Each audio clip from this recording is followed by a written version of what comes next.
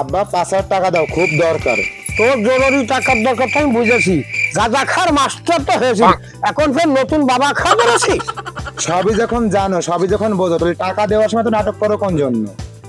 তোমার কোটি কোটি টাকার অবৈধ সম্পদ, এই আমি যদি গাঁজা বাবা না খাই কিভাবে শেষ হবে? কার সাথে কথা বলেছি?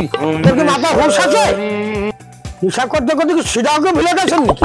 তুই যা শুরু করেছিস, আমার অর্ডার সব শেষ করতে 1 বছরও লাগবে না, তারপর কি খাবো? সেটা যখন শেষ হবে তখন দেখা যাবে। এখন তোমার কাছে টাকা চাইছি, টাকা দাও। এত পেশাল পারো কেন? তাও তুই টাকা নিবি? তুমি কি ভালো ভালো টাকা দেবে না আঙ্গুল বাঁকা করতে হবে সেটা বলো। তুই কি বললি? আঙ্গুল বাঁকা করবি? দেখাচ্ছি তোর আঙ্গুল বাঁকা করা। আব্বা, কাজটা তুমি ঠিক করলে না। বাপ বলে তোমাকে কিছু বললাম না, অন্য কেউ শেষ করে ফেলতাম। তুই আর কি করবি? তুই আর কি করবি? তুই অনেক অত্যাচার করছিস, তোর অত্যাচার আর সব না। কি করবো মানে? করার তো মেলা কিছু আছে। আমি যদি বাড়ি ছেড়ে চলে যাই, তোমার মান সম্মান কোথায় যাবে? কি বললি? তুই বাড়ি ছেড়ে চলে যাবি? ঠিকঠাক মতন টাকা পয়সা না দিলে কি করবো? আমার তো বাড়ি ছেড়ে চলে যেতে হবে। অবশ্যই আমি চলে যাব।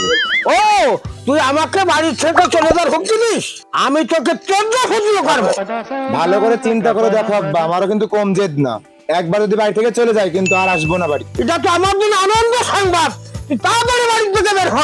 তুই বাড়ি থেকে বাড়াবি, আমি মিলাদ দেবো। বাবাকে তো বাড়ি ছেড়ে ধরে হুমকি দিলাম টাকা পয়সা পাবো বলে, এখন তো তার উল্টোটা হলো। এখন আমি নেশা করবো কি দিয়ে? বাড়ি থেকে একবার বের হয়েছি, আর তো বাড়ি যাওয়া যাবে না। আমার বাপ যে লোক, ভাঙবে তবু মস্কাবে না। আমি আলালের ঘরে দুলাল ছিলাম, কাজ কাম ঠিক মতন করতাম না, লেখাপড়াটাও ঠিক মতন করি নাই। আমি যে লেখাপড়া করেছি তা দিয়েও কোনো চাকরি বাকরি করে খাওয়ার মতন উপায় নেই। নেশা করা তো দূরই থাক, এখন দেখছি দুবেলা ভাত খাওয়া আমার জন্য অসম্ভব হয়ে যাচ্ছে।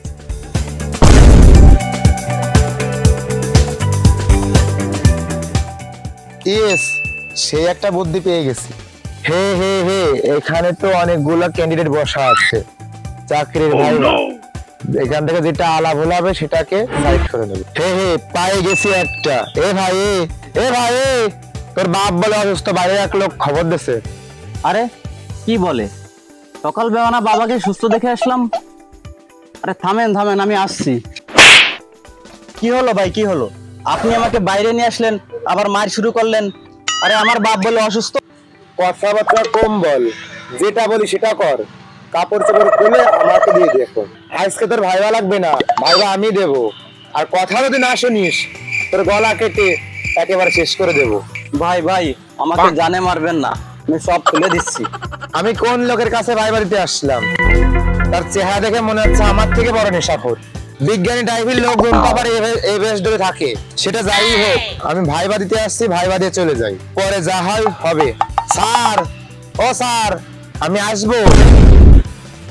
ও, এর পরে ক্যান্ডিডেট তুমি? তোমার জন্যই বসে আছি, বসো বসো বসো। আচ্ছা স্যার, আচ্ছা, আপনাকে অসংখ্য ধন্যবাদ। লোকজন ভাইবা দিতে আসলে গায়ে সুগন্ধ ব্যবহার করে, কিন্তু তোমার গা থেকে উটকা উটকা গন্ধ বেরোচ্ছে কি জন্য? তুমি কি গায়ে দিয়েছো বলো তো? স্যার, কি আর বলবো, দুঃখের কথা। সমাজ তো একেবারে নষ্ট হয়ে গেছে। যেখানে সেখানে মানুষ নেশা করে। বাদ বাদ বিচার বলতে কিছু নয়। এখন আসছি সময় যে রিক্সা করে আমি আসছিলাম, ওই রিক্সাওয়ালা রিক্সা চালাইতে চালাইতে গাঞ্জা খাচ্ছিল, আর ওই গাঞ্জার ধোঁয়া থেকে আমার গায়ে পুটকা পুটকা গন্ধ বেরোচ্ছে। বিশ্বাস করেন স্যার, আমার কোনো দোষ নাই, সব দোষ ওই রিক্সাওয়ালার। শালা মনে হয় আমারে পাগল মনে করেছে। রিক্সাওয়ালা গাঞ্জা খেতে খেতে রিক্সা চালায়, আমি মনে হয় কিছু বুঝি না। ব্যাপারটা থাম, তোকে আমি টাইম দিচ্ছি। ঠিক আছে ঠিক আছে, বিষয়টা আমি বুঝতে পারিছি। তুই তো একটা সায়েন্সের ছাত্র, তো তোকে আমি একটা প্রশ্ন করি, উত্তর দাও তো। মনে করো একটা গ্লাসের মধ্যে অ্যালকোহল দিচ্ছি, ওই গ্লাসের মধ্যে কিছু কেঁচো ছেড়ে দিলাম, কিছু সময় পরে ওই কেঁচো মারা গেল। এই পরীক্ষাতে কি বোঝা যায়? স্যার, আপনি তো সেই একটা প্রশ্ন করেছেন, এ যাবৎ বিজ্ঞানীরা যে আবিষ্কার করেছে তার মধ্যেই এটাই সেরা আবিষ্কার। কি সেরা আবিষ্কার? আচ্ছা, তোকে যে প্রশ্ন দিছি তুই সেই প্রশ্নের উত্তর দে, আবল তাবল না বলে। এই পরীক্ষা থেকে বোঝা যায় চিমড়ির হাত থেকে বাঁচতে হলে নিয়মিত মদ খেতে হবে। এই ছেলে, এই, তুমি কি ভাই ভাই বলে আসছো না মস্করা করতে আসছো? আবল তাবল বলতেছো। না বুঝে একটা কথা বললেন স্যার, মশ করা হবে কি জন্য? অ্যালকোহল গ্লাসের মধ্যে যদি কেঁচো ছাড়লে যদি মারা যায়, তাহলে আমরা যখন মদ খাই আমাদের পেটের মধ্যে যে চিমড়ি আছে তখন সেগুলো মারা যাবে না? ও, সেটা তো কথা। তাই তো, আমার পেটে তো কোনোদিন কৃমি হয় না।